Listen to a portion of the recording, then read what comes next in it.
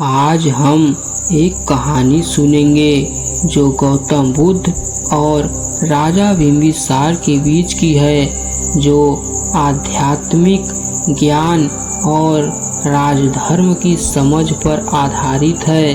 जब गौतम बुद्ध ने ज्ञान की प्राप्ति की और वे बुद्धत्व को प्राप्त हो चुके थे, तब वे मगध राज्य की राजधानी राजगृह की ओर गए।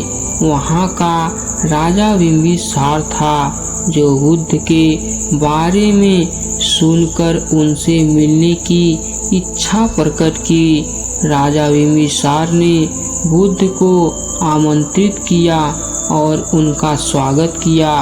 उन्होंने बुद्ध से पूछा, हे महात्मा, आप एक राजकुमार थे, आपको राज सुख, धन दौलत, ऐश्वर्य और हर प्रकार की सुख सुविधाएं प्राप्त थी, फिर भी आपने यह सब त्याग दिया और संन्यास धारण कर लिया, ऐसा क्यों?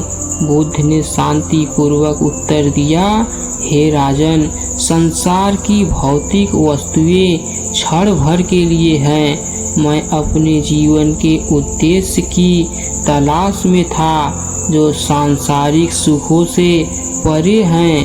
राज सुख केवल बाहरी सुख देता है, लेकिन मैं उस सत्य की खोज में था जो जन्म, मृत्यु, दुख और पुनर्जन्म के चक्र से मुक्ति दिला सके। बिंबिसार को बुद्ध की बातों ने प्रभावित किया। राजा ने फिर पूछा, हे बुद्ध, मुझे भी इस सत्य का मार्ग बताइए। एक राजा के रूप में मेरे कर्तव्य क्या हैं और मैं कैसे अपने जीवन को सार्थक बना सकता हूँ? बुद्ध ने उत्तर दिया, हे राजन, एक राजा का सबसे बड़ा कर्तव्य अपनी प्रजा का कल्याण करना है। सच्चे राजा को न्यायपूर्ण, दयालु और प्रजा के हित में काम करने वाला होना चाहिए। आप अपनी प्रजा को वही सुख और शांति दे सकते हैं जो आप स्वयं अनुभव करते हैं, लेकिन इसके लिए आपको पहले अपने अहंकार, लोभ और इच्छाओं पर विजय प्राप्त करनी होगी। राजा बिंबिसार ने बुद्ध के उपदेशों को सुना और कहा, हे बुद्ध, मैं आपके विचारों से बहुत प्रभावित हुआ हूँ। मैं अपनी प्रजा के हित में काम करूँगा और न्याय तथा करुणा के मार्ग का पालन करूँगा। कृपया आप मुझे अपना शिष्य बना लें और मुझे इस मार्ग पर चलने का मार्ग दिखाएं।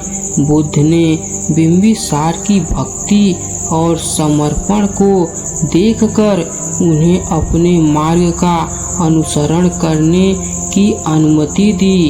राजा बिंबिसार ने बुद्ध के उपदेशों का पालन किया और एक न्यायप्रिय और दयालु राजा बने, जिन्होंने अपनी प्रजा का ध्यान रखा और राजधर्म का पालन किया।